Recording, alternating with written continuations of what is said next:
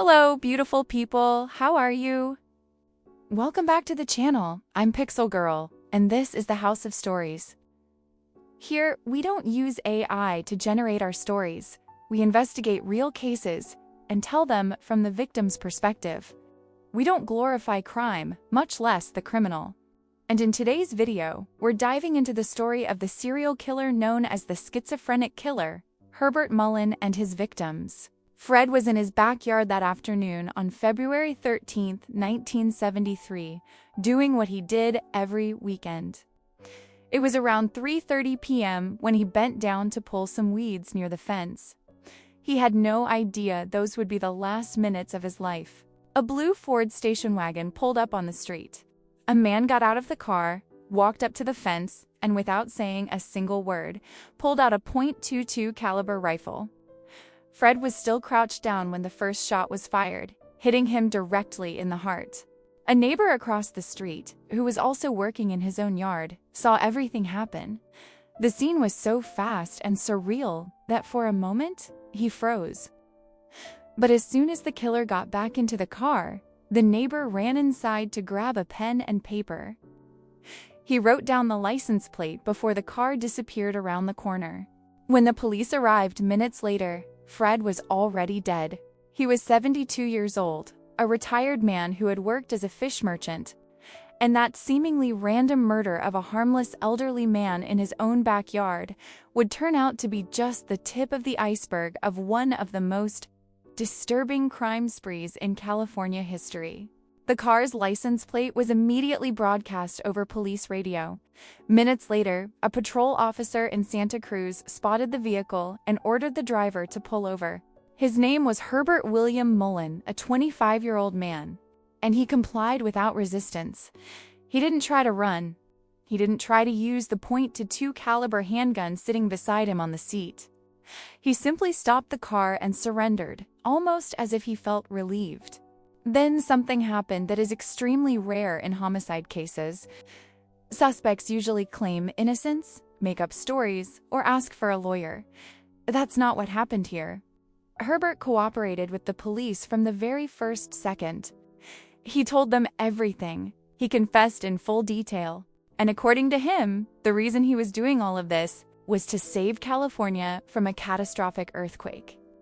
When investigators asked about Fred, why him specifically, Herbert answered without any remorse, as if stating a fundamental truth: the killings were necessary. He said human sacrifices were required to appease natural forces on Earth. At that point, investigators didn't yet realize how literal those explanations were in Herbert's mind, or how many crimes he had actually committed. Then he began confessing to the other murders. Police initially thought there might be one or two more victims. There were 13. Between October 1972 and February 1973, he killed 13 people in just 4 months. The victims had absolutely nothing in common. They were simply people who, tragically, crossed his path at the moment the voices told him another human sacrifice was needed. So to understand this case, we first need to understand who Herbert was. His full name was Herbert William Mullin. He was born on April 18, 1947 in Salinas, California. His birth date would later become an obsession for him. April 18th was the anniversary of the devastating 1906 San Francisco earthquake, the one that destroyed much of the city and killed thousands of people. It was also the day Albert Einstein died. In the distorted mindset Herbert would develop, these coincidences held cosmic meaning. He believed he had been born on a date tied to major seismic event sand that made him special, chosen.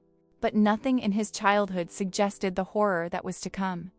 When he was 5 years old, his family moved from a small rural community to San Francisco, where his father, Martin William Mullin, worked as a furniture salesman. His father was a World War II veteran, a strict but not abusive man. He taught his son how to use firearms from an early age and told him stories from the war. His mother, on the other hand, was a devout Catholic and raised the children in a strongly religious environment. Herbert and his older sister attended parochial schools. He was described as a bright, kind, intelligent, sensitive, and well-mannered boy. Later, the family moved again, this time to Felton, in the mountainous region of Santa Cruz County.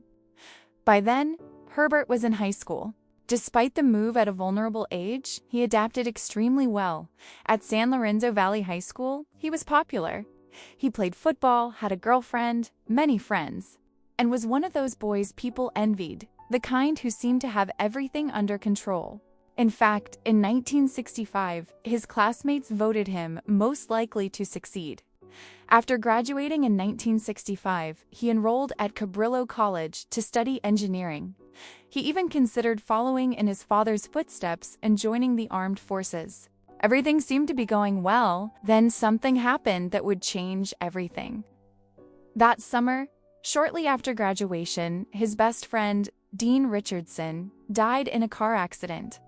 The loss devastated him. He cried for weeks and would lock himself in his room for hours.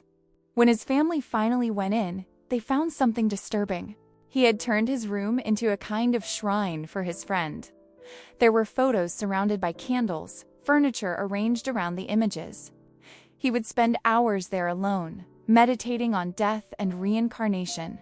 Herbert's behavior began to change drastically. He told his girlfriend he thought he might be becoming gay, even though he stayed in the relationship. His parents were alarmed but tried to attribute the changes to grief. After all, losing your best friend at 18 is traumatic for anyone. Herbert continued his studies. In 1967, he graduated with a 2-year degree in highway engineering technology. He enrolled at San Jose State College, but this was when the first undeniable signs of his mental illness began to appear. At 19, he tried LSD for the first time. Then, marijuana. Soon, he was regularly using both, along with amphetamines. His behavior became increasingly erratic. He would suddenly break up with his girlfriend for no reason, then get back together, then break up again. He became obsessively interested in Eastern religions, yoga, and macrobiotic diets. He even tried to enter the priesthood. He advocated for the legalization of LSD and marijuana, and even had a tattoo on his abdomen that read, "Legalize acid." In 1969, his family finally convinced him to voluntarily admit himself to Mendocino State Hospital. He was 21 years old and clearly unwell. He behaved in bizarre ways, putting out cigarettes on his own body, pretending to be a saint, shouting at people who weren't there. Doctors diagnosed him with paranoid schizophrenia. However, he was released after just 6 weeks. He refused to cooperate with treatment and wouldn't take medication. At the time, California laws made long-term involuntary commitment very difficult. A person had to pose an immediate danger to themselves or others. And since Herbert had never been violent, he was always released. In the following years, he went in and out of 5 different psychiatric hospitals. None of the stays lasted long. Whenever he got out, he would find a job, but none lasted either. At one point, he briefly managed a Goodwill store. He was evicted from an apartment for pounding on the floor and shouting at imaginary people. He tried to join an art collective in San Francisco, but was rejected due to his strange behavior. He also briefly attempted to become a boxer, but was expelled after continuing to beat his opponent even after he had already fallen to the ground.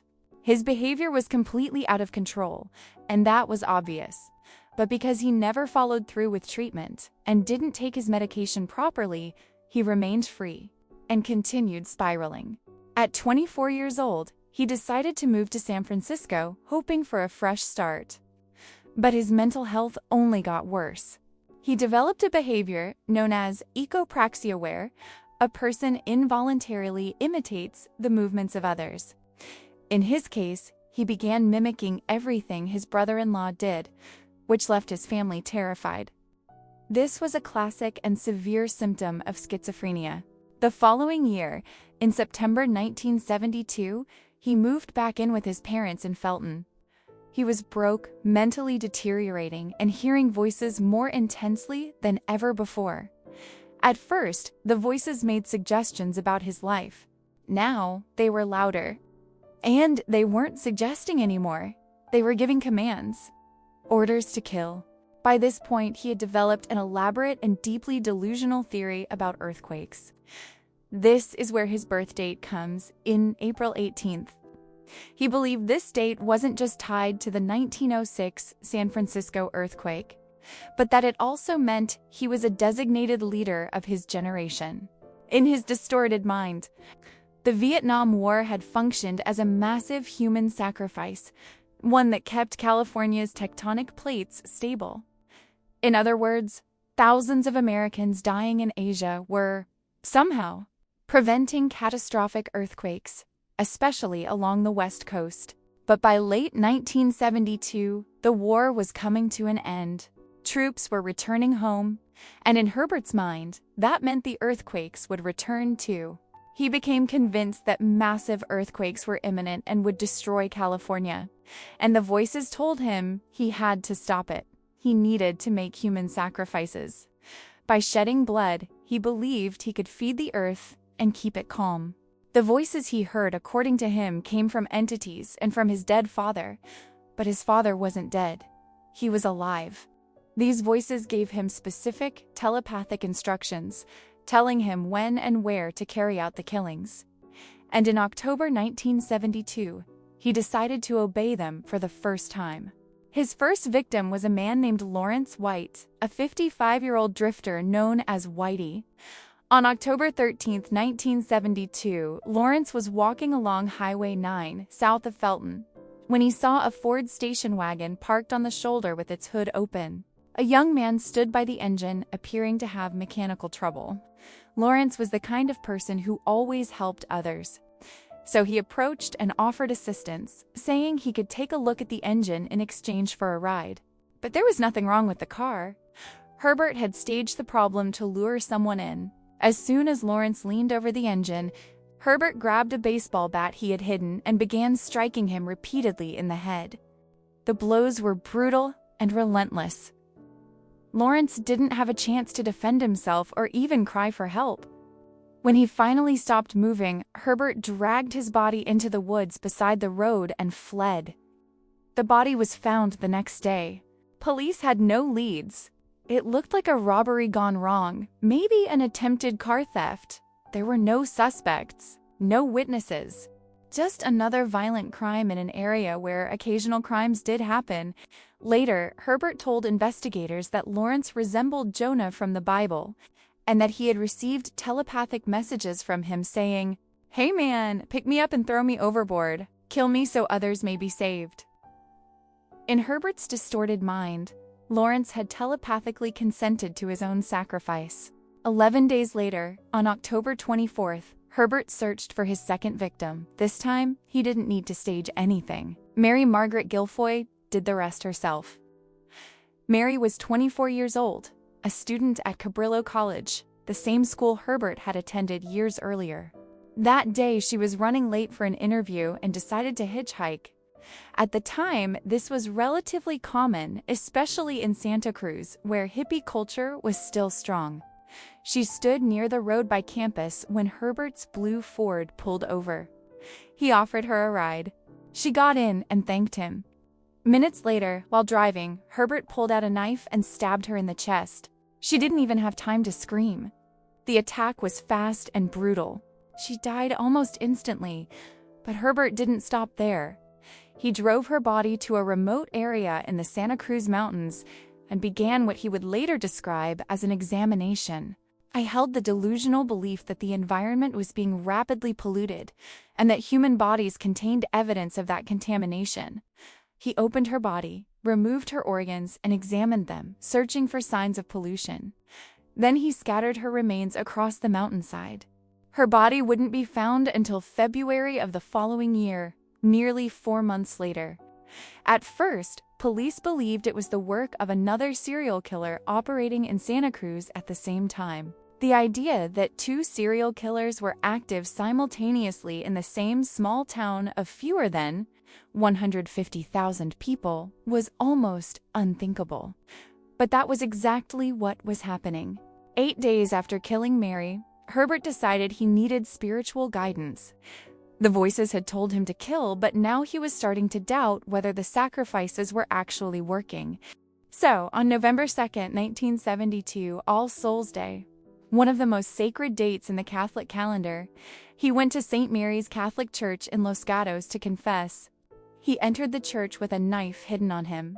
Later, he claimed it was for protection, but no one knows from what. Inside the confessional, Father Henry Tamaye was on the other side. He was an extraordinary man, a respected priest, well known in the community, and a World War II veteran. On that day, he was hearing confessions as usual. No one knows exactly what Herbert confessed. But suddenly, he began hearing the voices again. They told him to sacrifice the priest. According to Herbert, the priest had volunteered that he wanted to die to save California. In Herbert's mind, the priest had telepathically agreed to his own death. He began forcing the confessional door open. The priest didn't understand what was happening. When he opened it to see, Herbert attacked him with the knife, stabbing him in the heart. The priest tried to fight for his life, but Herbert continued stabbing until he was sure he was dead. Then he fled. Only one person saw him leaving the church. They described a tall man wearing black boots, leaving in a hurry, but the description was too vague. The community was in shock. A beloved priest, a war hero, had been murdered inside a church for no apparent reason. Police were on site, hoping the killer might return. He didn't. Fingerprints were collected, but at that moment, there was nothing linking Herbert to the crime. At that point, Santa Cruz police were investigating 3 murders: Mary, the student; Lawrence, the drifter; and now, the priest. And remember, Mary's body hadn't even been found yet. These cases were treated as completely separate homicides, because the victims, methods, and circumstances were all so different. Even for Herbert, killing a priest was disturbing. He had attacked a religious father figure. Psychiatrists would later say this was symbolically tied to his own father, a strict, deeply Catholic man. But instead of stopping or reflecting, Herbert simply moved forward. If he couldn't find peace through religion, maybe he could find it in military service. In November 1972, he tried to enlist in the Coast Guard, but was rejected during the psychological evaluation. In January 1973, he tried again, this time with the Marines. Surprisingly, he passed both the physical and psychiatric exams. A recruiting sergeant even wrote in his official report that Herbert was an intelligent, highly motivated young man, extremely eager to enlist. Herbert was thrilled. Finally, he had a legitimate mission, a way to channel his violent impulses into something accepted by society. But when it came time to sign a document acknowledging his prior arrest for marijuana possession, he refused. As a result, he was discharged. He was furious, devastated. He blamed his parents for his failures. He said they had failed to properly teach him about life, about social hierarchy and dominance. And the more he reflected on his ruined life, the more he identified a specific person to blame. Zhang had been one of Herbert's classmates in high school. They were friends, and it was Zhang who introduced him to marijuana.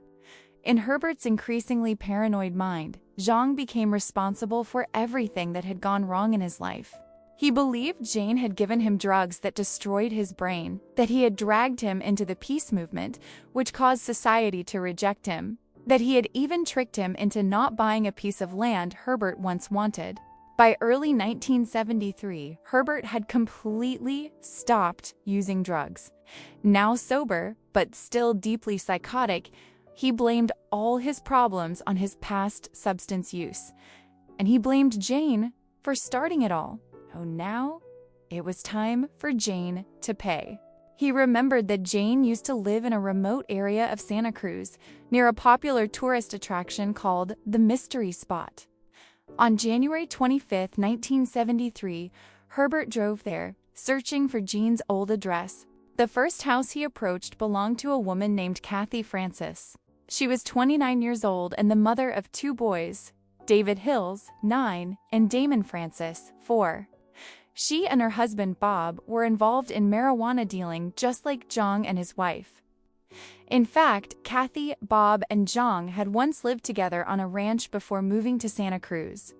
They were close friends. That rainy morning, Kathy was home with her children. Bob was away in Berkeley, closing a drug deal. When Herbert knocked on the door, the first thing he asked was where Jean was. Kathy, suspecting nothing, told him that Zhang and his wife had moved to Western Avenue. She even gave him the exact address. Herbert thanked her and left. Zhang and his wife lived in a modest house on Western Avenue. Zhang was 24, his wife 21, and they had a 16-month-old daughter. That afternoon, their baby was likely asleep in another room when Herbert arrived and knocked. Jane answered the door. Immediately, Herbert began interrogating him. "Why did you ruin my life? Why did you sell me drugs? Why were you involved in the peace movement? Why did you make me use marijuana?" In Herbert's mind, there was now a massive conspiracy involving his parents, and Jean was part of it. Jean, completely confused, tried to answer, to explain himself. Nothing satisfied Herbert, so he pulled out his .22 caliber pistol and shot him.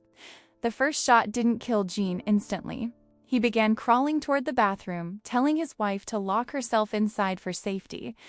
But Herbert followed him. He broke down the door, shot Jean's wife, killing her instantly, then fired multiple shots at Jean to make sure he would die. Then he stabbed both bodies. But even that wasn't enough. He returned to Kathy's house. She had no idea the polite man from earlier would come back that same day. He knocked. She opened the door. He shot her. Then he shot her 2 children who were inside the house, terrified. They were just 9 and 4 years old. After killing them, he stabbed the bodies repeatedly, what he would later describe as overkill, continuing the attack long after death. When police arrived at both crime scenes, they believed it was drug-related, possibly rival dealers or a deal gone wrong. They had no idea these murders were connected to the other cases. And Herbert always eliminated witnesses. Later, during interrogation, he admitted he killed Jean's wife specifically so there would be no witnesses. The same reasoning applied to Kathy and her children. But during his trial, he would later try to frame all of these killings as human sacrifices commanded by the voices. It's shocking. 5 people murdered in a single day, including 2 children. On February 6, 1973, Herbert was walking through Henry Cowell Redwoods State Park near Felton. It was a beautiful area, with secluded trails perfect for camping. And that's exactly what 4 teenagers were doing. Brian Scott Card, 19, David Aller, 18, Robert Michael Spector, 18, and Mark John Drabelbis, just 15. They had set up a small campsite, enjoying a peaceful day outdoors. When Herbert came across them, he had an idea. He approached them, acting friendly, making conversation. Then he claimed he was a park ranger and told them they were camping illegally, polluting the forest. He ordered them to leave. The boys laughed. It was obvious he wasn't a ranger. They told him to go away. He left, but promised to return the next day. They likely thought he was just a harmless oddball. He wasn't. On February 10th, he came back. This time, there was no conversation. He pulled out his gun and began shooting. One by one, he executed all 4 teenagers with shots to the head. After confirming they were dead, he took a .22 caliber rifle they had with them. He would later use that same rifle to commit his final murder. Their bodies were found a week later. 3 days after that, Herbert committed the murder that finally led to his arrest. Fred, the 72-year-old man in his backyard, was killed with a single, precise shot to the heart using the stolen rifle. This time, there was a witness. At first, during questioning, Herbert would only shout, "Silence!" Then suddenly, he started talking, and once he began, he never stopped. He confessed to everything. Every victim, every method, every detail. He told investigators he was doing it to save the world, to save California. He claimed all the victims had telepathically agreed to their deaths, that the teenagers had mentally given permission, that the priest had agreed that it was all necessary. Investigators then began verifying his confessions. Ballistic analysis confirmed the bullets matched. The vehicle matched the license plate the neighbor had written down. Fingerprints connected him to crime scenes. Only then did police realize they had been investigating multiple separate cases that were all committed by the same person. And even worse, Herbert had been killing in Santa Cruz at the exact same time as another serial killer, Ed Kemper. Between them, they murdered 21 people in a single year. Santa Cruz became known as Murderville, a town of under 150,000 people living in fear. Herbert's trial began on July 30, 1973. Since he had confessed, the focus wasn't guilt, it was sanity. Did he understand what he was doing? Did he know right from wrong? The prosecution argued yes, pointing to how he covered his tracks and planned certain crimes. The defense argued he was completely insane. The jury deliberated for over 14 hours. On August 19, 1973, he was found guilty. 2 murders were first degree, 8 were second degree. He was sentenced to life in prison. Over the decades, he remained deeply mentally ill. He continued writing delusional manifestos about earthquakes, religion, and sacrifice. He never showed real remorse. He never took responsibility. He blamed everyone, his parents, society, drugs, anyone but himself. He was denied parole multiple times. In 2021, at age 74, he still insisted others were responsible. On August 18, 2022, he died of natural causes at age 75.